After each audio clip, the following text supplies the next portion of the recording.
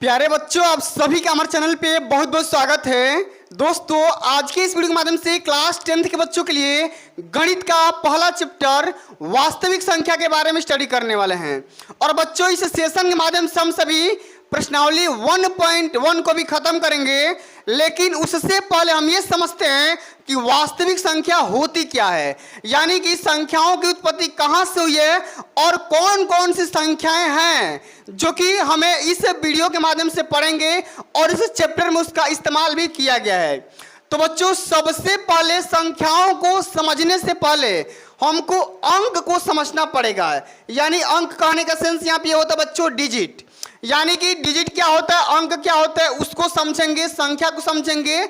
और बच्चों, हम इस सेशन के माध्यम से समझेंगे कि संख्याएं कितने प्रकार की होती है, वास्तविक संख्याएं क्या होती है, अवास्तविक क्या होती है, पूर्ण संख्या, पूर्णांक, धन पूर्णांक, ऋण पूर्णांक, परिमेय संख्याएं, अपरिमेय संख्याएं, सम्मिश्र संख्याएं, तमाम प्रकार की संख्याओं के बारे में हम इस सेशन के माध्यम से स्टडी करने वाले हैं। और प्रश्नावली 1.1 का फुल सॉल्यूशन आप सभी को इसी वीडियो के माध्यम से मिल जाएगा। परेशान मत होना, बस खाली पैसेंस बना करके रहना, ठीक ना। आइए बच्चों, समझते हैं अंक क्या होता है। तो आप सभी को पता होगा कि जो भी हम गणितीय गणना करते हैं उसमें अंक का सबसे ज्यादा अहम रोल होता है। और हमें पता है कि 0, 1, 2, 3, 4, 5, 6, 7, 8 और ये 9, ये सभी क्या है बच्चों, यही इसी को हम अंक कहते हैं। और कोई आपसे पूछेगा कि प्राकृतिक संख्याओं में अगर कुल कितने अंक हैं, तो नंबर सिस्टम के अंतर्गत टोटल 10 अंकों को शामिल किया गया है, 0 को भी शामिल किया गया है। तो 0, 1, 2, 3, 4, 5, 6, 7, 8, 9 ये सभी क्या हो जाएंगे, आप सभी के अंक हो जाएंगे, ठीक ना। अब बच्चों, बात आती है संख्या क्या होता है। तो संख्या का परिभाषा आप सुन लीजिए कि 2 या 2 से अधिक अंकों को मिलाकर के संख्याएं बनाई जाती है। हम क्या बोलेंगे, संख्या किसे कहते हैं, नंबर किसे कहते हैं। तो नंबर का परिभाषा यही है कि 2 या 2 से अधिक अंकों को मिलाकर के हम क्या बनाते हैं भाई, संख्या बनाते हैं। जैसे आप सभी का हो जाएगा 20 हो जाएगा, 30 हो जाएगा, 35 हो जाएगा, ठीक ना, या 500 हो जाएगा।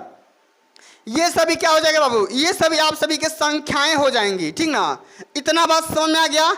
अब आप सभी से पूछा भी जाता है कि एक अंकों की सबसे छोटी संख्या क्या होती है और एक अंकों की सबसे बड़ी संख्या क्या होती है। इसी प्रकार से बोल देगा कि 2 अंकों की सबसे बड़ी संख्या 99 होती है, आप सभी को पता होगा, और 2 अंकों की सबसे छोटी संख्या 10 होती है। तो इस संख्या को भी आप सभी को याद रखना है, हमेशा पेपर में कभी कभी पूछ देता है, ठीक ना। अब बच्चों, हम आगे समझते हैं भाई कि वास्तविक संख्याएं क्या होती है। अच्छा, वास्तविक संख्या क्या होती है उसको जरा समझते हैं। तो वास्तविक संख्या जो होती है, परिमेय संख्या और अपरिमेय संख्या दोनों को मिक्स करके बनाई जाती है। इसको हम डिटेल में समझेंगे, लेकिन उससे पहले हम ये समझते हैं भाई पूर्ण संख्या क्या होती है। अंत में मैं दोनों को बताऊंगा, वास्तविक संख्या क्या होती है और अवास्तविक संख्या क्या होती है, परिभाषा के साथ, एग्जाम्पल के साथ मैं अंत में बताऊंगा। लेकिन उससे पहले हमको समझना पड़ेगा कि पूर्ण संख्या क्या होती है, पूर्णांक क्या होता है, धन पूर्णांक, ऋण पूर्णांक, शून्य पूर्णांक की कौन कौन से होते हैं उसको समझते हैं। तो अगर हम बात करेंगे पूर्ण संख्या के बारे में, होल नंबर के बारे में, तो जब हम प्राकृतिक संख्या, मैंने बताया ना 1, 2, 3, 4, 5, 6 ये सब क्या है, प्राकृतिक संख्या है। और जब प्राकृतिक संख्या के साथ में जब 0 को भी इंक्लूड कर लेंगे, शामिल कर लेंगे, सम्मिलित कर लेंगे, तो हम उसको बोलते हैं पूर्ण संख्या। यानी कि 0, 1, 2, 3, 4 ये सब क्या है, आप सभी के पूर्ण संख्या हो जाएंगे। तो मैंने आपको क्या बताया भाई, मैंने आपको ये बताया कि जब प्राकृतिक संख्या के साथ में 0 को भी शामिल कर लिया जाता है तो उसको हम क्या बोलेंगे, पूर्ण संख्या बोलेंगे, यानी कि होल नंबर बोलेंगे। अच्छा, पूर्णांक क्या होता है, पूर्णांक का मतलब होता है इंटीजर। इंटीजर कहने का सेंस यहाँ पे होता है पूरा पूरा अंक। पूरा पूरा अंक कहने का मतलब यहाँ पे देखो, 1 हो गया, 2 हो गया, 3 हो गया, शून्य को भी आप ले सकते हैं, 4 हो गया, ठीक ना। लेकिन अगर हम आपसे पूछेंगे कि 5.5 ये क्या एक पूर्णांक है? तो आप बोलेंगे भाई ये पूर्णांक बिल्कुल भी नहीं है। अच्छा क्यों नहीं है? क्योंकि 5.5 ये अधूरा सा अंक है, ये अधूरी संख्या है। तो अगर हम पूर्णांक में लेंगे तो पूरी पूरी संख्या लेंगे, यानी कि 0 ले सकते हैं, 1 ले सकते हैं, 2 ले सकते हैं, इसके उल्टा भी हम ले सकते हैं। इसके उल्टा हम माइनस में भी ले सकते हैं, -1, -2, -3, ये भी हमारा पूर्णांक ही हो जाएगा, ठीक ना। लेकिन ये कौन सा पूर्णांक होगा? ये आप सभी का ऋण पूर्णांक हो जाएगा। आइए समझते हैं भाई कि धन पूर्णांक होता क्या है, ठीक ना। धन पूर्णांक को समझते हैं। तो धन पूर्णांक में होगा क्या? ऐसा पूर्णांक जिनका मान हमेशा धनात्मक होता है। क्या होता है? हमेशा धनात्मक होगा। जैसे मैंने आपको बताया ना, 1 + 1 +2 +3 +4 +5, ये सभी क्या हो जाएंगे? ETC, ठीक ना, इनफाइनाइट तक चले जाएंगे। ये सब क्या हो जाएंगे? धन पूर्णांक हो जाएंगे। लेकिन अगर हम बात करेंगे ऋण पूर्णांक के बारे में, माइनस इंटीजर के बारे में, ठीक ना, तो ये क्या हो जाएगा? ये हो जाएगा -1, -2, -3, -4, -5, ये सभी क्या हो जाएंगे? ये ऋण पूर्णांक के एग्जाम्पल हो जाएंगे। तो आशा करता हूं आप सभी को इतने समस्त टॉपिक एकदम दिमाग में आ गया होगा, ठीक ना। अगर दिमाग में आ गया होगा भाई तो एक बार वीडियो को लाइक भी कर देना, शेयर भी कर देना, ठीक ना। चलिए अब हम आगे भाई समझते हैं। अगला जो हमारा टॉपिक है यही वाला है शून्य पूर्णांक। अच्छा, शून्य पूर्णांक एकदम एकलौता पूर्णांक है जिसको हम 0 के नाम से जानते हैं, जिसको हम 0 के नाम से जानते हैं, शून्य के नाम से जानते हैं, ठीक ना। तो मैं आपको एक संख्या रेखा बता दे रहा हूं। आप यहाँ पे एक संख्या रेखा देख सकते हैं, ठीक ना। इसी पे पूर्णांक को डिनोट किया जाता है। यहाँ पर होता है शून्य पूर्णांक। अब शून्य पूर्णांक से जैसे हम दाहिने की तरफ मूव करेंगे, दाहिने की तरफ जैसे जाएंगे, ठीक ना, तो हमारा ये धन पूर्णांक हो जाएगा। इसको हम क्या बोलेंगे भाई? शून्य पूर्णांक बोलेंगे, ठीक ना। अब यहाँ पे क्या होगा? इधर जब जाएंगे तो धन पूर्णांक हो जाएगा। जैसे हमारा हो जाएगा 1, 2, 3, 4 और ये 5। इस प्रकार से हमारा हो जाएगा धन पूर्णांक। लेकिन शून्य पूर्णांक से जैसे ही हम लेफ्ट साइड में जाएंगे तो हमारा क्या हो जाएगा भाई? ये हो जाएगा -1, -2, -3, -4 और ये हो जाएगा -5। इस प्रकार से हम संख्या रेखा पर पूर्णांक को डिनोट कर सकते हैं। समझ में आ गया ना? चलिए अब आगे बात कर लेते हैं सम संख्या क्या होता है भाई, ऑड संख्या, इवन संख्या क्या होता है, इस दोनों को समझ लेते हैं। तो सम संख्या अगर हम बात करेंगे तो ऐसी संख्याएं जो 2 से आसानी से विभाजित हो जाती है उसको हम सम संख्या बोलेंगे। जैसे मान लो सबसे छोटी सम संख्या 2 होती है, फिर 4, फिर 6, फिर 8, फिर 10। इसी प्रकार की संख्याएं जो भी होती है, माने ऐसी संख्याएं जिनमें 2 का पूरा पूरा भाग लग जाता है उसको हम सम संख्या के नाम से जानते हैं, ठीक ना। और अगर आपसे कोई पूछेगा कि सबसे बड़ी सम संख्या बताओ, तो भाई बताना इम्पॉसिबल है, असंभव है, क्योंकि वो संख्या हम डिफाइन ही नहीं कर सकते हैं, अनडिफाइंड है, इनफाइनाइट है, ठीक ना। इस प्रकार से बता सकते हैं। लेकिन आप ये जरूर बताइएगा कि सबसे छोटी सम संख्या 2 ही होती है, ठीक ना। और विषम संख्या क्या होती है भाई? विषम संख्या ऐसी संख्याएं जिनमें 2 का पूरा पूरा भाग नहीं लग पाता है, यानी कि वो 2 से पूरी पूरी नहीं कट जाती है, ठीक ना, यानी कि कुछ ना कुछ रिमाइंडर शेषफल बच जाता है, उसको हम विषम संख्या बोलते हैं। जैसे 1 हो गया, 3 हो गया, 5 हो गया, 7 हो गया, ठीक ना, 9 हो गया, 11 हो गया। इस प्रकार की संख्याएं हमारी विषम संख्याएं कहलाती है।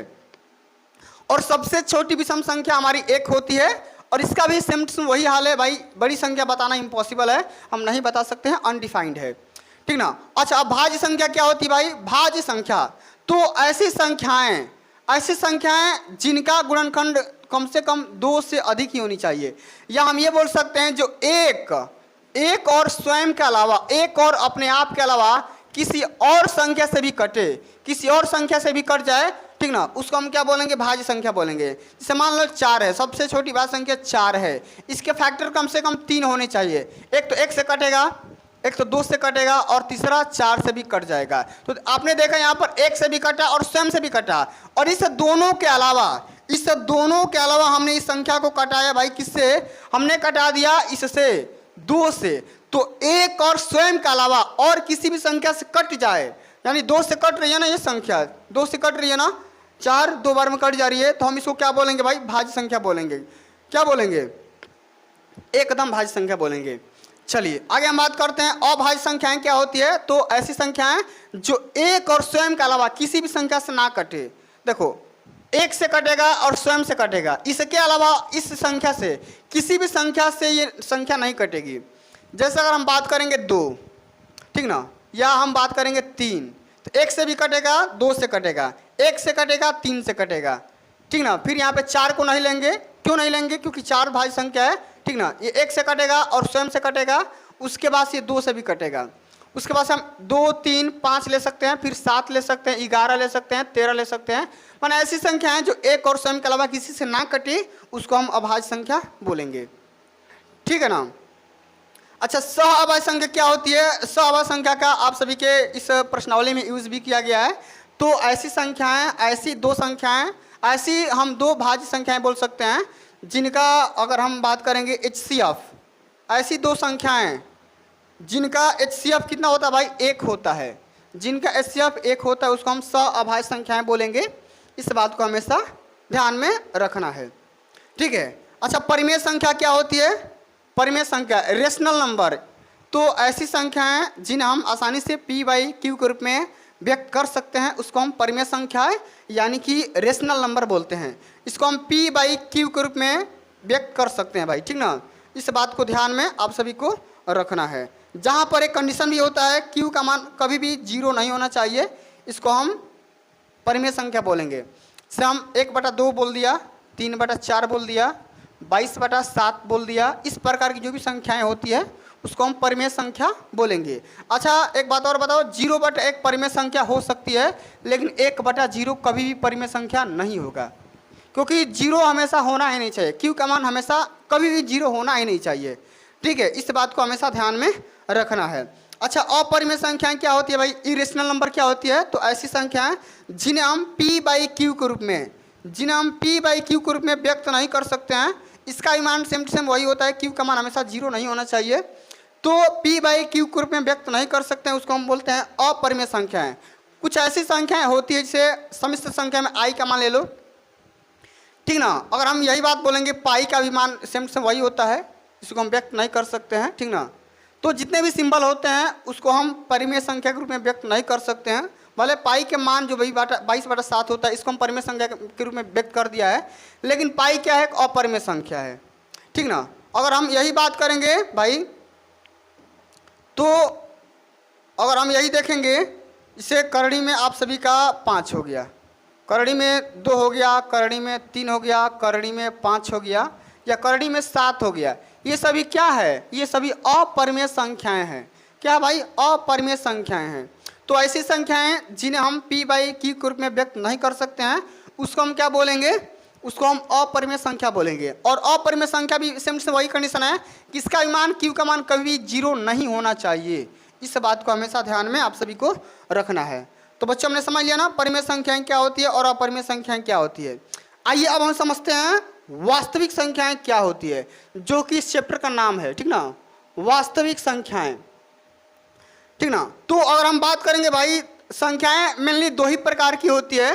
एक तो होती है वास्तविक संख्याएं, मैंने यहाँ पे लिखा हुआ है, एक वास्तविक संख्या होती है और दूसरी होती है अवास्तविक संख्याएं।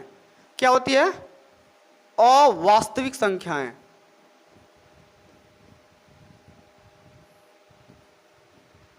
ठीक है ना, अवास्तविक संख्या। अच्छा, दोनों को एकदम बढ़िया से समझते हैं। वास्तविक संख्याएं क्या होती है?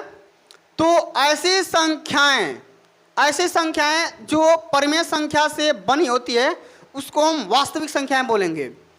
इसमें केवल टू केवल परिमेय संख्या का इस्तेमाल किया जाएगा, इसमें केवल परिमेय संख्या का इस्तेमाल किया जाएगा। जैसे अगर हम बात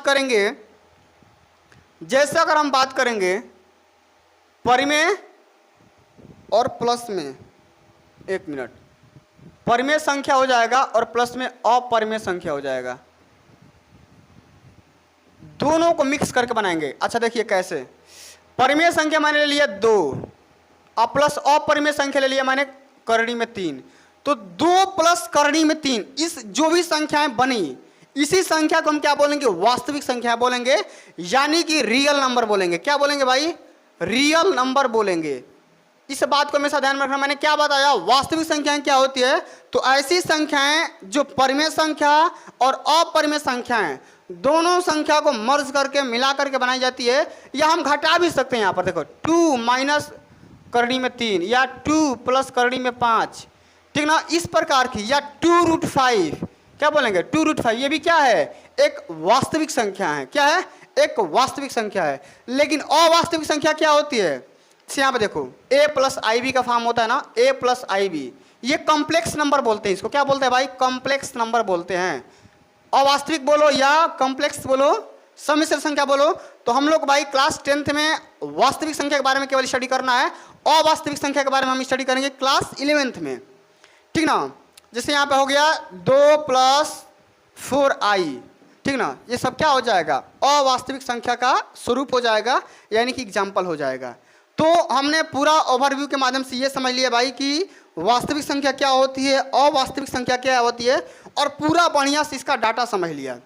अब चलिए बच्चों हम आगे बात करेंगे प्रश्नावली 1.1 की तरफ, जो कि इसी के बारे में हमें स्टडी करना है, ठीक ना, इसी के बारे में हम सभी को स्टडी करना है। ध्यान से समझते हैं, पैसेंस के साथ समझते हैं, थोड़ा भी परेशान मत होना, ठीक है।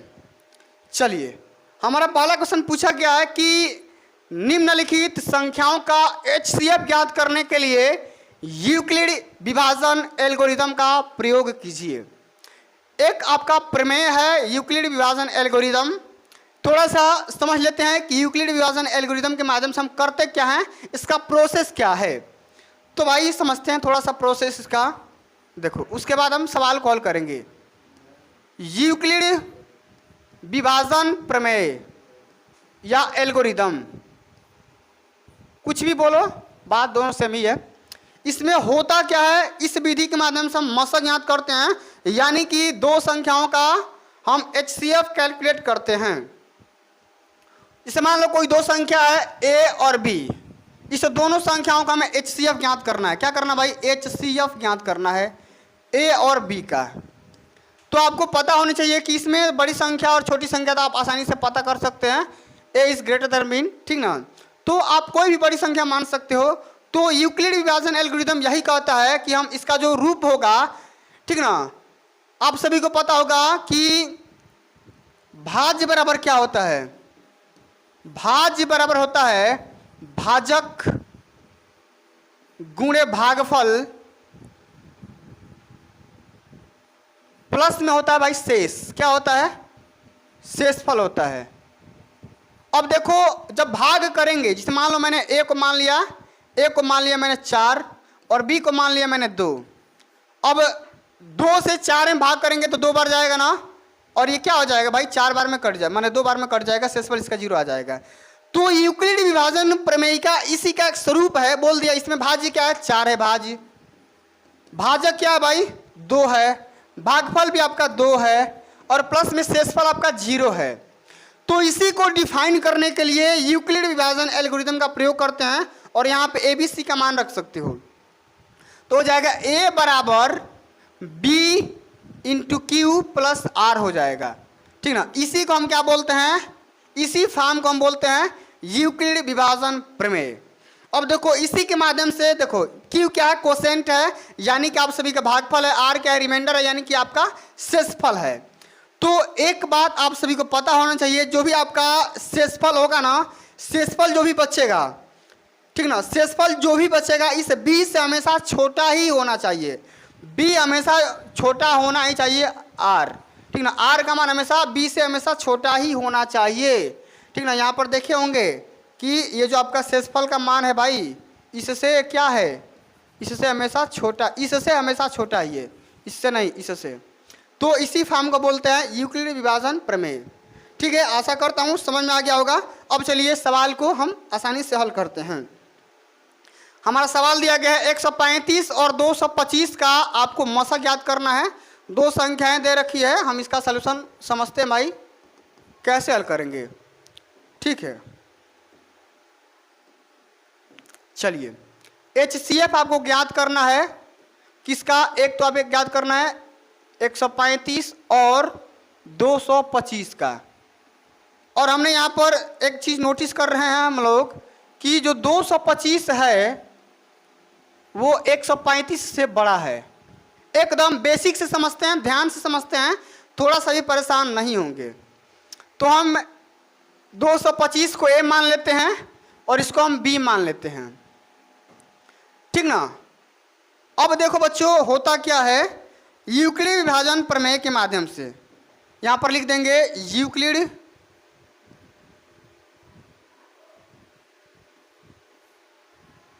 विभाजन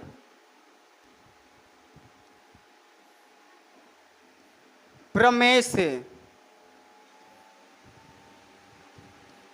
ठीक है ना। तो हमारा यूक्लिड विभाजन प्रमेय क्या कहता है, जरा ध्यान दीजिएगा। ये कहता है a बराबर b इंटू क्यू प्लस में r बोलता है। अब हमें करना क्या है, हमें भाग करना है। a को क्या करना भाई, 225 मान लेना है। अब बराबर b क्या हो जाएगा, 135। अब यहां पे गुणा, अब कितना बार गुणा करेंगे तो आप यहां पे कर सकते हैं। देखो मैं यहां पर रफ वर्क के लिए आपको समझा दे रहा हूं। भाग करो इससे, मैंने आपको सिखाया भी था, एक बार में जाएगा, ठीक ना। तो 135 निकल करके आ जाएगा और यहाँ पे बच जाएगा हमारा आपका शेषफल 90। तो मैंने आपको यही ना बताया था कि भाज्य बराबर क्या होता है, भाजक गुणे भागफल प्लस शेष। अब इसी फॉर्म में लिख दो तो क्या हो जाएगा, कोसेंट का मान हमारा 1 आ गया और आर का मान हमारा क्या आ जाएगा, 90। ये आपका हो जाएगा चरण पहला। अब हम करते क्या है, ये जो प्रोसेस है तब तक करेंगे जब तक आर का मान 0 ना आ जाए, तब तक हम ये प्रोसेस को करते रहेंगे। अब हम अगला चरण में क्या करेंगे, अब इस b को a मान लेंगे तो 135 ले लेंगे बराबर। अब देखो इसको हम क्या करेंगे, b मान लेंगे। अब देखो 90 से भाग करेंगे तो 90 गुणे 1 आप प्लस में r का मान आ जाएगा आपका कितना, 45। कैसे आया आप यहाँ पे समझ सकते हैं। 135 को 90 से भाग करो, कितना बार में जाएगा, एक बार में जाएगा 90 और यहाँ पर आ जाएगा माइनस का 45 शेषफल। तो मैंने क्या बताया कि भाज्य बराबर भाजक, भाज्य बराबर भाजक गुणे भागफल प्लस शेष, भाज्य बराबर भाजक गुणे भागफल प्लस शेष आ गया। इतना बात समझ में आ गया। फिर हम क्या करेंगे, इसको a मान लेंगे, इसको b मान लेंगे। तो 90 बराबर करेंगे क्या भाई, 45 और गुणे 2 बार में कट जाएगा, 45 गुणे 90 और प्लस शेषफल हमारा 0 आ जाएगा। तो जहां पे r का मान, जहां पर भाई r का मान, जहां पर r का मान 0 आ जाएगा वहां पे प्रोसेस को खत्म कर देंगे और उसी लाइन में जो भी हमारा b होगा, उसी लाइन में जो भी हमारा b होगा, यही जो हमारा b होगा b बराबर 45 और जो भी हमारा b का मान होगा वही उस संख्याओं, दोनों संख्याओं का मौसा होगा। यानी कि हम कह सकते हैं कि HCF बराबर कितना हो जाएगा भाई, 45 हो जाएगा। कितना हो जाएगा, 45। ये हमारा आंसर निकल करके आ जाएगा। तो आशा करता हूं आप सभी को ये सवाल पूरा समझ में आ गया होगा, पूरा बढ़िया से समझ में आ गया होगा। चलिए आगे बढ़ जाएं, चलिए भाई आगे बढ़ जाते हैं, सेव कर लेते हैं और इसको आगे बढ़ जाते हैं, ठीक है। चलो अगला हमारा क्वेश्चन दिया गया है बाबू, सेम टू सेम वही वाला क्वेश्चन है, ठीक ना। इंपॉर्टेंट क्वेश्चन है, कई बार पेपर में आ चुका है, ठीक ना। 3 सवाल था, एक 196 और 38,220 का आप सभी को मशक याद करना है और सेम टू सेम वही मेथड अप्लाई करना है यूक्लिड विभाजन एल्गोरिथम का। इसमें टाइम कम लगेगा क्योंकि मैंने ऑलरेडी आपको समझा रखा है। तो 2 संख्याएं हमको लेना है, इसका सलूशन करते हैं। आपको करना है भाई HCF निकालना है, किसका, एक तो निकालना है 196 का और 38,220 का। तो मैंने आपको बताया था कि 38,038 यहाँ पर मान लो a बराबर 38,220 मान लो और b बराबर आप मान लो कितना, 196 मान लो। तो हमें ये पता चल रहा है कि जो a है b से बड़ा है। जब b से बड़ा है तो आपको अप्लाई करना है मेथड, आपको मेथड अप्लाई करना है। क्या अप्लाई करना है, ध्यान समझिएगा। इसमें लिखेंगे यूक्लिड विभाजन एल्गोरिथम से।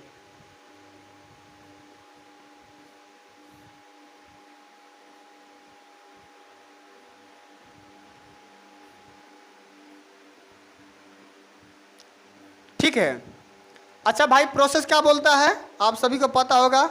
ये बोल रहा है कि a बराबर b इंटू क्यू प्लस में r। इतना होता है। अच्छा, ए का मान क्या रखा है ना हमने, 38,220 बराबर। अब देखो बी का मान हमने रख दिया 196। अब 196 में कितना से गुणा करोगे कितना आएगा, ये उससे कम आएगा। तो भाई देखो 196 में आप सभी को गुणा करना होगा 195 से, ठीक है, और प्लस आर का मान यहाँ पे आ जाएगा 0, ठीक है।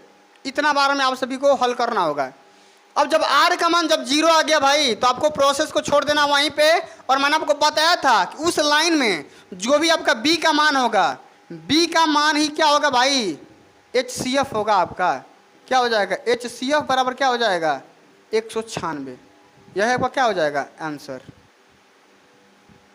ठीक है। इस तरीके से आप सभी को हल करना है, ठीक है। इसको भी सेव कर लेते हैं और आगे बढ़ जाते हैं। चलिए एक और सवाल इसमें बचा हुआ है, ध्यान से समझिएगा, पूरा बेहतरीन समझते हैं। कह रहा है कि 867 और 255 का आपको यूक्लिड विभाजन एल्गोरिथम का प्रयोग करके मस्त ज्ञात करना है। आइए भाई सॉल्यूशन करते हैं, समझते हैं। कह रहा है आपको HCF निकालना है किसका, एक तो 867 और 255 का, एकदम बेसिक से समझते हैं। तो सेम टू सेम वही हाल है भाई, आप सभी को पता होगा कि चूंकि 867 255 से बड़ा है, ठीक है, तो हम यहाँ पर लगाएंगे यूक्लिड विभाजन एल्गोरिथम। अब लगाते हैं,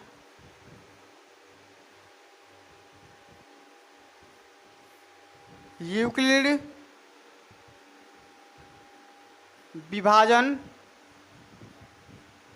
प्रमेय से। अच्छा, प्रमेय हमारा क्या बोलता है, ए बराबर बी क्यू प्लस में आर होता है, आप सभी को पता होगा, ठीक है। ए का मान रख दो भाई 867, 867 बराबर बी का मान 255।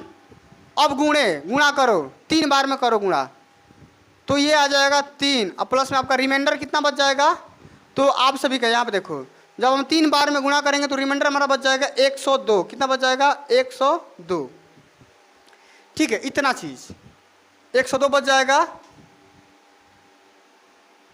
यहाँ पर प्लस कर देके यहाँ पर लिख देंगे 102। अब मैंने आपको बताया था ये प्रोसेस तब तक करेंगे जब तक आर का मान 0 ना आ जाए, तो फिर हम बी को ए मान लेंगे, फिर हम यहाँ पर करेंगे 255 बराबर 102 गुणे 2 प्लस में आपका ये हो जाएगा 204, और घटा देंगे तो हमारा आ जाएगा 51, ठीक है। फिर हम इसको लेंगे 102 को ले लेंगे, 102 बराबर हो जाएगा 51 गुणे 2 प्लस 0। अब आर का मान हमारा 0 आ गया, तो जिस लाइन में आर का मान 0 हो जाएगा उसी लाइन में जो भी हमारा बी का मान होगा, बी बराबर हमारा क्या हो जाएगा 51, और यही हमारा HCF हो जाएगा। HCF बराबर क्या हो जाएगा 51, यही आपका राइट आंसर हो जाएगा, ठीक है।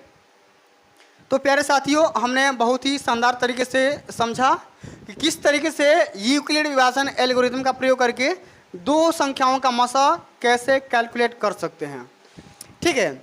अब चलिए आगे हम बढ़ते हैं। अगला जो हमारा क्वेश्चन दिया गया है, सेकेंड नंबर क्वेश्चन, जरा ध्यान से समझिएगा, कई बार ये भी पेपर में आ चुका है, ठीक ना। आपको दर्शाना है, प्रूव करना है कि कोई भी धनात्मक विषम पूर्णांक 6q + 1 या 6q + 3 या 6q + 5 के रूप का होता है। भाई आपको ये दर्शाना है, प्रूव करना है, यानी कि सिद्ध करना है कि कोई भी जो धनात्मक संख्याएं होती है, और कैसी धनात्मक संख्याएं, जो कि विषम संख्याएं हैं, ठीक ना। तो विषम संख्याएं जो कि धनात्मक है, उनको आपका जो रूप होगा वो 6q + 1 का रूप का होता है, ये आपको दर्शाना है, ठीक है ना। आइए भाई समझते हैं, ध्यान से समझते हैं। सबसे पहले हम यहाँ पे लिखेंगे सॉल्यूशन, ठीक ना। चलिए हम यहाँ पे लिखेंगे दर्शाना है या सिद्ध करना है।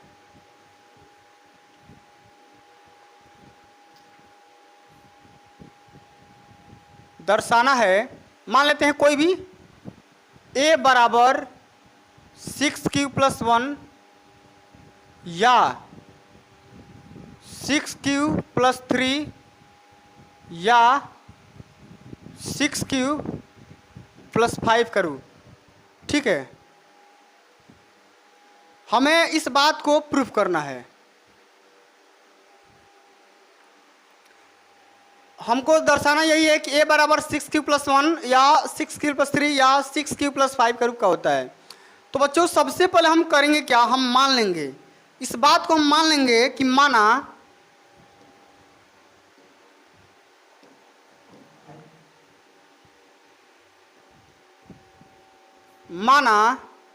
a एक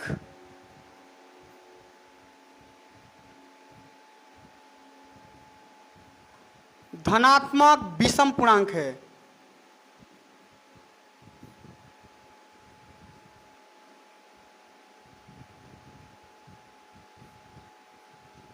ठीक है, जहां पर एक बात और मानेंगे, जहां पर b का मान 6 है।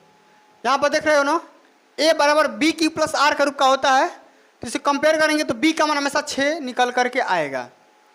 अच्छा एक बात दोस्तों, आप एक बात हमको बताओ कि मान लो कोई संख्या यहां पर है, जैसे मान लो 27 है, इसको हमें 4 से डिवाइड करना है। तो जब 4 से डिवाइड करेंगे तो 4 6 के 24, 3 रिमाइंडर बच गया ना। तो कहने का सेंस यहाँ पे ये है मेरा कि जब किसी भी संख्या को किसी भी संख्या से डिवाइड करते हैं तो जो भी उसका रिमाइंडर बचता है, रिमाइंडर बचता माने शेषफल बचता है, उस संख्या से कम ही आता है, कम ही होता है। ठीक है, तो ये जो 3 आए 4 से छोटा आ रहा है, या अगर यही हम देखेंगे 4 से 26 को डिवाइड करेंगे तो यहाँ पे शेषफल 2 आएगा, यानी कि 4 से छोटा ही आएगा। तो कहने का सेंस हमें ये पता चल रहा है कि जब एक धनात्मक विषम पूर्णांक है जहाँ पर b का मान 6 है, तो अगर हम शेषफल का बात करेंगे, r का मान बात करेंगे, तो r इसका कितना कितना आ सकता है। तो r का मान बच्चों आ सकता है, यहाँ पर शेषफल का मान आ सकता है, देखो शेषफल जो आपका r बचेगा उसका मान आ सकता है, एक तो 0 आ सकता है, सही बात है 0 भी आएगा। अगर हम यहाँ पे 28 ले लेंगे तो 4 7 28 0 आ जाएगा। अगर 29 लेंगे तो शेषफल 1 आ जाएगा, 30 लेंगे तो शेषफल 2 आ जाएगा। इसी प्रकार से शेषफल का मान 6 से कम आएगा, 6 तो होगा तो फिर तो कट के 0 आ जाएगा ना। तो एक तो हो जाएगा 0 1 2 3 4 और 5, इतना आप सभी का शेषफल आने की प्रायिकता है जब हम a को विषम पूर्णांक मानते हैं। तो अच्छा एक बात और बोला गया है कि धनात्मक विषम पूर्णांक ही लेना है, तो हमको करना क्या है, हमको एक एक चीज को लेकर के सिद्ध करना है या हमको दर्शा देना है। ठीक ना, तो जहां पर हम ये बोल सकते हैं भाई कि जो r का मान होगा, एक तो भाई r का जो मान होगा, एक तो 0 से भाई बराबर हो सकता है या बड़ा हो सकता है, या हम ये बोल सकते हैं कि 6 से क्या हो जाएगा, आप सभी का b का हो सकते हैं या 6 का हो सकते हैं, b से हमेशा छोटा ही होना चाहिए। ठीक ना, ये कंडीशन आप सभी की होनी चाहिए, या इसी को मैंने इस तरीके से लिख दिया है, कोई दिक्कत है नहीं। अब बच्चों हमें करना क्या है, अब r का मान इसमें रखो, इसमें a बराबर जो भी आपका यूक्लिड विभाजन प्रमेय होता है, a बराबर होता है bq+r।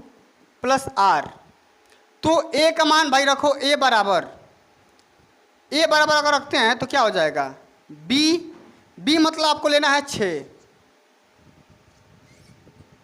ठीक है ना, आपको लेना है क्या 6। तो 6q आप प्लस में r का मान अगर हम 0 ले लेते हैं तो क्या हो जाएगा, बराबर 6q आ जाएगा। ठीक है, इसी प्रकार से अब r का मान 1 लो तो a का मान क्या आ जाएगा, 6q प्लस में 1 आ जाएगा। इसी प्रकार r का मान 2 लो तो क्या हो जाएगा, a बराबर 6q प्लस में 2 आ जाएगा।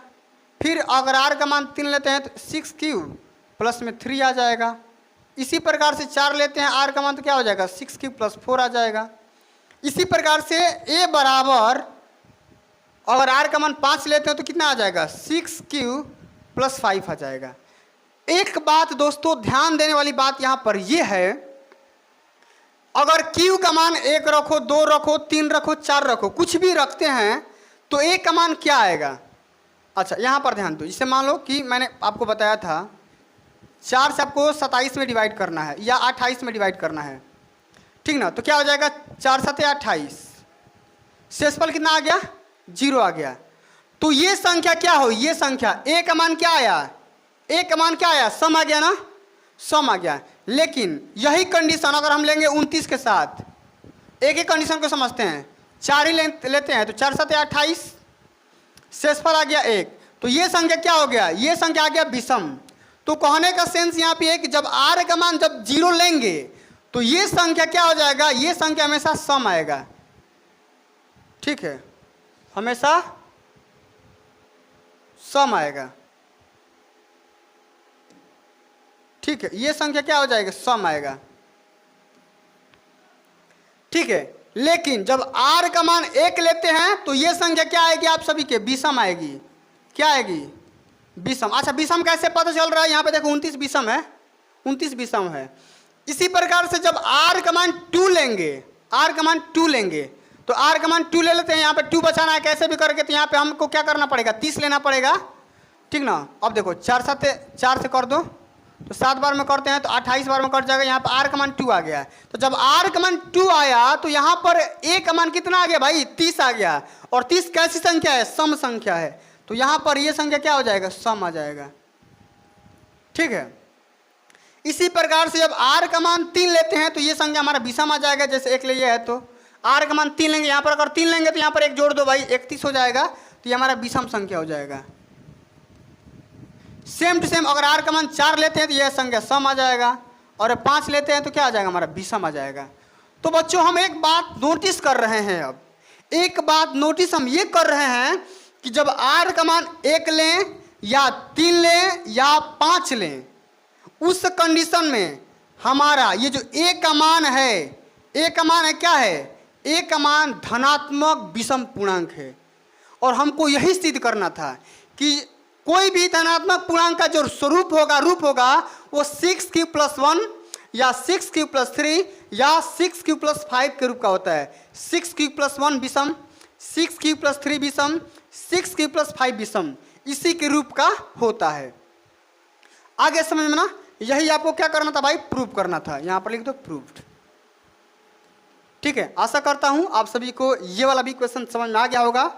तो आइए बच्चों, हम अगले नंबर क्वेश्चन की तरफ मूव करते हैं। हमारा तीसरा नंबर क्वेश्चन ये बोल रहा है कि किसी परेड में 616 सदस्यों वाली एक सेना की टुकड़ी को 32 सदस्यों वाले कार्मी बैंड के पीछे मार्च करना है। दोनों समूहों को समान संख्या वाले स्तंभों में मार्च करना है। उन स्तंभों की अधिकतम संख्या क्या है जिसमें वे मार्च कर सकते हैं। बच्चों, जब भी आपसे अधिकतम संख्याओं की बात करेगा तो आपको करना क्या है, दोनों संख्याओं का HCF यानी कि मसा निकाल लेना है। ठीक ना, इस बात को हमेशा ध्यान में रखना है। आइए सॉल्यूशन करते हैं, जरा ध्यान यहाँ पर दीजिएगा। करेंगे क्या भाई, HCF निकालेंगे किसका, 616 का और 32 का। आप सभी को पता है 616 भैया है 32 से बड़ा, तो हम इसको A मान लेते हैं, इसको B मान लेते हैं, 32 को B। अब हम यहाँ पे लगा देंगे भैया क्या, यूक्लिड विभाजन एल्गोरिदम। अब लगाते हैं, हम यहाँ पे लिख देते हैं यूक्लिड विभाजन प्रमेय से। ठीक है भैया, चलो। अच्छा, ये प्रमेय क्या बोलता है, ये प्रमेय ये बोलता है A बराबर BQ प्लस में R। A का मान क्या रखेंगे, 616 रख देंगे, बराबर B का मान 32। अच्छा, 32 में जब हम 19 से गुणा करेंगे तो हमारा रिमाइंडर कितना बच जाएगा, 8 बच जाएगा। आप कर भी सकते हैं, भाग कर दो। यहाँ पर देखो 616 भागे 32, ये 19 बार में जाएगा। चलो भाई, एक एक बार में ले चलते हैं। चलो, एक बार में जाएगा तो 32, यहाँ पर कितना आ जाएगा आपका, ये आ जाएगा 9 और ये 296। 9 बार में ले जाएंगे तो 9 दूना 18 के 8 और 3 27 और 1 28, यानी कितना बच गया, 8। तो हमने नोटिस किया कि जो Q का मान है 19 है और रिमाइंडर का मान 8 हो जाएगा। जब तक प्रोसेस करेंगे तब तक R का मान 0 ना आ जाए। और इसको हम B को A मान लेते हैं तो क्या हो जाएगा, 32 बराबर हो जाएगा 8 × 4 प्लस में 0। अब रिमाइंडर का मान 0 आ गया। उस लाइन में B का मान देखेंगे, B बराबर क्या आ जाएगा, 8। और यही इस दोनों संख्याओं का क्या हो जाएगा भाई, मसा हो जाएगा, यही हमारा आंसर भी हो जाएगा। आशा करता हूँ समझ में आ गया होगा। समझ में आ गया तो एक बार लाइक ठोक देना भाई, बहुत मेहनत लग रहा है यार, क्या ही करें। चलो चलो भाई आगे बढ़ जाते हैं। अगला हमारा क्वेश्चन आ गया भाई सिद्ध करने वाला, बहुत सिंपल सा क्वेश्चन है, ध्यान से समझना। दुर्घटना हटी, ध्यान हटेगा तो दुर्घटना घटेगा। चलो कह रहा है सवाल कि यूक्लिड विभाजन प्रमेयिका का प्रयोग करके दर्शाइए कि किसी धनात्मक पूर्णांक का वर्ग किसी पूर्णांक के लिए 3m या 3m+1 के रूप का होता है। ठीक है, आपको यही बताना भाई कि किसी धनात्मक पूर्णांक का जो वर्ग होगा, कोई भी मान सकते हैं, ए बी सी कुछ भी मान सकते हैं, इसका जो वर्ग होगा वो 3m का रूप का होगा या 3m+1 के रूप का होगा। आगे संकेत भी दिया गया है कि यह मान लीजिए कि x कोई धनात्मक पूर्णांक है, तब यह 3q या 3q+1 या 3q+2 के रूप का लिखा जा सकता है। इसमें से प्रत्येक का वर्ग कीजिए और दर्शाइए कि इन वर्गों को 3m या 3m+1 के रूप में लिखा जा सकता है। तो संकेत को हम इग्नोर करते हैं, हम अपने कंसेप्ट की तरफ मूव करते हैं।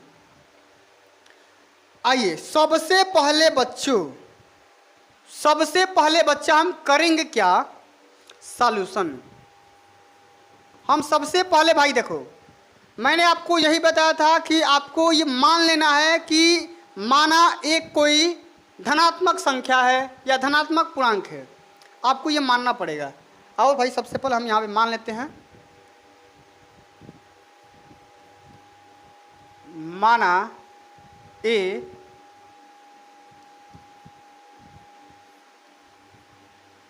कोई धनात्मक पूर्णांक है,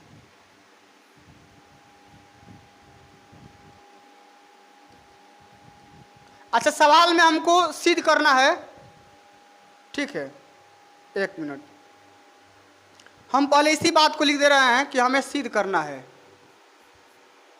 लिख देंगे कि सिद्ध करना है या दर्शाना है। आपको भाई क्या दर्शाना है, ए का जो वर्ग होगा वो या तो 3m के रूप का होगा या 3m+1 के रूप का होगा। ठीक है, आपको यही प्रूव करना है ना, प्रूव करते अभी। ठीक है, इतना करने के बाद अब यहाँ पे लिखो, हम मान लेते हैं कि माना ए एक धनात्मक पूर्णांक है,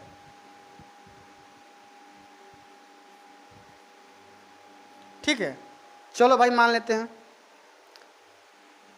अच्छा एक बात दोस्तों हम यहाँ पे देख पा रहे हैं,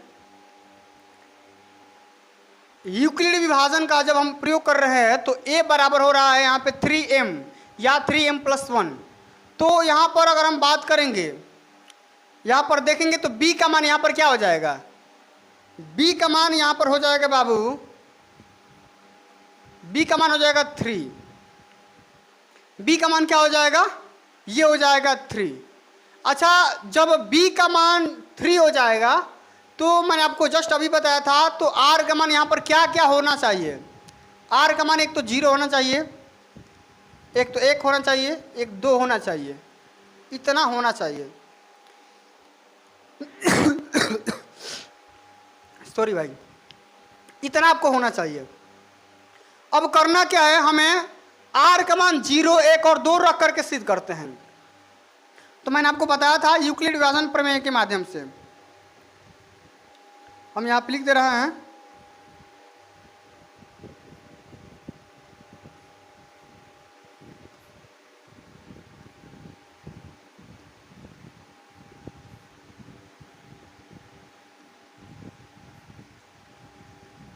क्या होता है, ये होता है भाई a बराबर bq+r होता है। b का मान 3 है, r का मान आपको 0 रखना है, तो a बराबर क्या हो जाएगा, a बराबर हो जाएगा भाई देखो 3, ठीक है 3 हो जाएगा ना, ठीक है। यहाँ पर आपको रखना है q प्लस r का मान सबसे पहले 0 रखो, 0, ठीक। इतना चीज, इतना करने के बाद इतना करने के बाद अब भाई इसका तो स्क्वायर भी तो हमें करना है। अब दोनों पक्ष से स्क्वायर कर देते हैं तो क्या हो जाएगा, ए स्क्वायर बराबर हो जाएगा 3q का होल स्क्वायर, क्या हो जाएगा, ये हो जाएगा 9q स्क्वायर। अब इसको हम फैक्टर के रूप में तोड़ लेते हैं, इसको 3 इंटू 3q के रूप में जोड़ देते हैं। इसी को हम क्या मान लेते हैं, इसको हम मान लेते हैं, इसको हम मान लेते हैं m, तो ये हो जाएगा 3m। एक तो हमारा ये प्रॉब्लम सॉल्व हो गया। इसी प्रकार से हम करेंगे, यहाँ पर लिख दे रहे हैं, इसी प्रकार से हम सारा का सारा प्रॉब्लम हल करेंगे।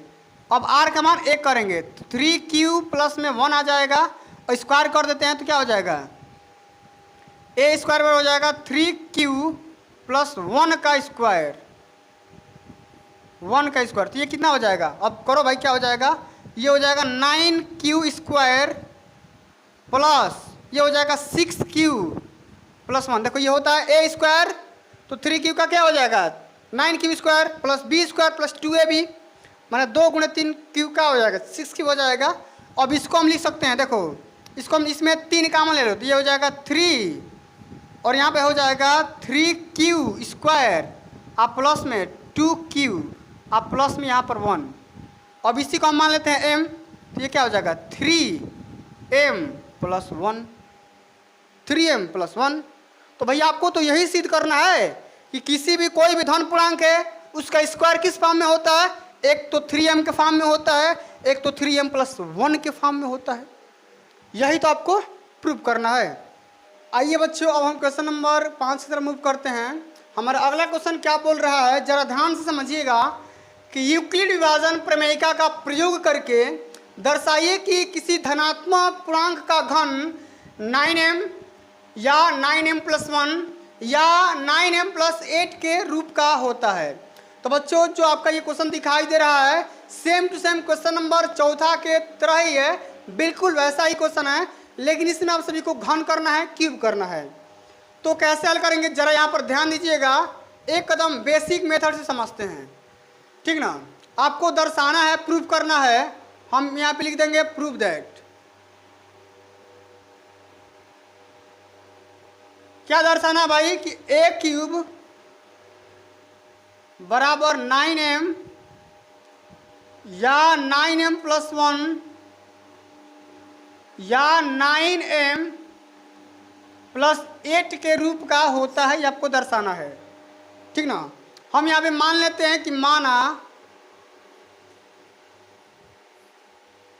a एक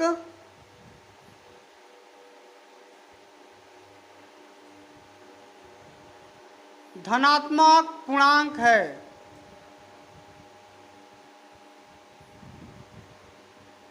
ठीक है, इतना चीज।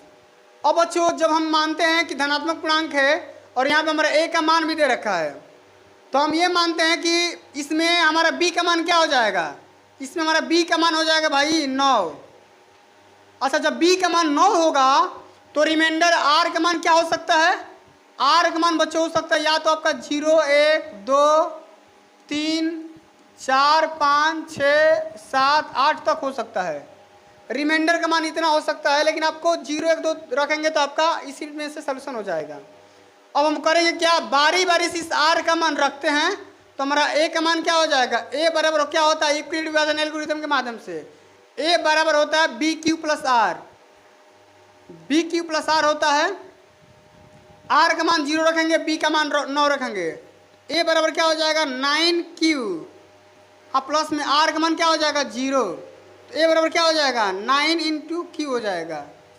अब इसका क्यूब कर दो तो क्या हो जाएगा a क्यूब बराबर 9q का होल क्यूब, ठीक है। तो a क्यूब बराबर क्या हो जाएगा भाई, ये हो जाएगा 729 q का होल क्यूब।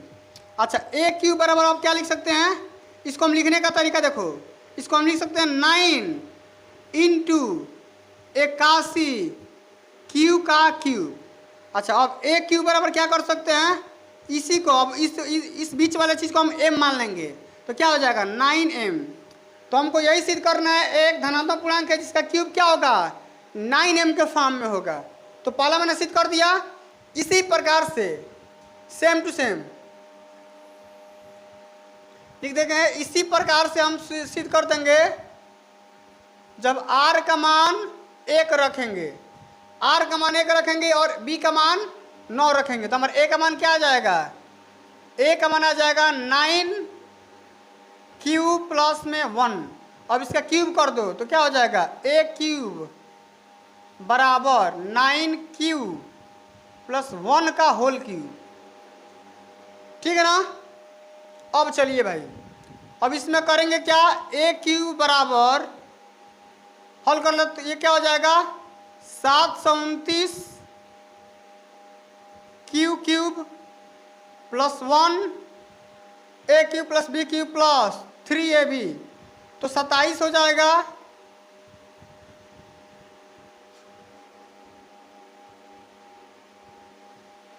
प्लस यहाँ पर हो जाएगा 27 क्यू और कोष्ट में हो जाएगा 9 क्यू प्लस 1। अब यहाँ पर क्या हो जाएगा भाई, देखो इसको 729 क्यू का होल क्यूब प्लस 1 अब प्लस इसको गुणा कर लेते हैं 9 7 63 के 3 और 9 दूना 18 6 22 क्यू का स्क्वायर और प्लस में 27 क्यू।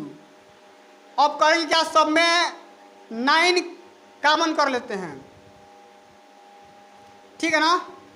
तो 9 कॉमन कर लेंगे तो क्या हो जाएगा, 9 कॉमन कर लो भाई, ये हो जाएगा आपका 81 इतना आप प्लस ये आपका हो जाएगा 27 क्यू स्क्वायर आप प्लस में ये हो जाएगा 9 कॉमन कर लीजिए 3 क्यू, अंत में बच जाएगा आपका 1।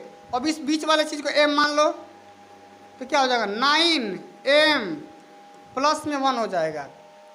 ठीक ना। तो देख सकते हैं इसका भी क्यूब हमें कितना आ गया, 9m प्लस 1 आ गया। अब इसी प्रकार से r का मान 2 रखो और b का मान 9 रख दो। ठीक ना। अगेन कर दो भाई, पुनः कर दो भाई। अब a बराबर क्या हो जाएगा 9q प्लस 2 कर दो तो a क्यूब बराबर क्या हो जाएगा भाई 9q प्लस 2 का होल क्यूब। तो a क्यूब बराबर क्या हो जाएगा भाई, ये हो जाएगा 729 क्यू का क्यूब प्लस में 8 प्लस 3ab 6 9 54 54 क्यू और प्लस में 9 क्यू प्लस में 2। अब इसको कर लो, a क्यू बराबर क्या हो जाएगा, ये हो जाएगा 729 क्यू का क्यू प्लस में 8 प्लस इसको गुणा कर लो तो 9 चौके 36 के 6 और 9 5 45 और 3 48 क्यू स्क्वायर और प्लस 108 हो जाएगा ये।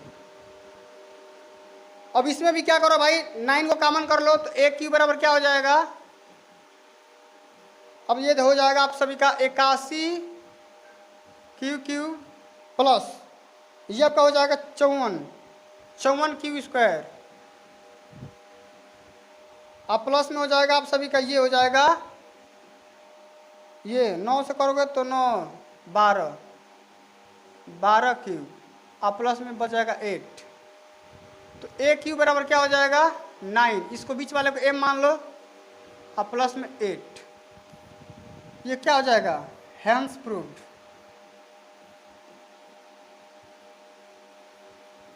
तो दोस्तों हमने यहाँ पर नोटिस किया कि जब a का मान किस पे वारी कर रहा है, r पे, b का मान 9 और r का मान 0 1 2 रख रहे हैं तो हमारा जो फॉर्म है आ जा रहा है, एक तो 9m आ जा रहा है, उसके बाद एक 9m प्लस 1 आ गया, यहाँ पर एक 9m प्लस 8 आ गया। तो आपने नोटिस किया कितने शानदार तरीके से हमने इस चैप्टर को ख़त्म कर दिया। बच्चों आज के लिए बस इतना ही। अगर ये वीडियो आप सभी को अच्छी लगी होगी, हेल्पफुल लगी होगी तो वीडियो को लाइक कर देना, शेयर कर देना, चैनल पे नए होंगे तो सब्सक्राइब कर देना। जल्दी मिलते हैं अगली वीडियो में, तब तक के लिए जय हिंद, जय भारत, वंदे मातरम।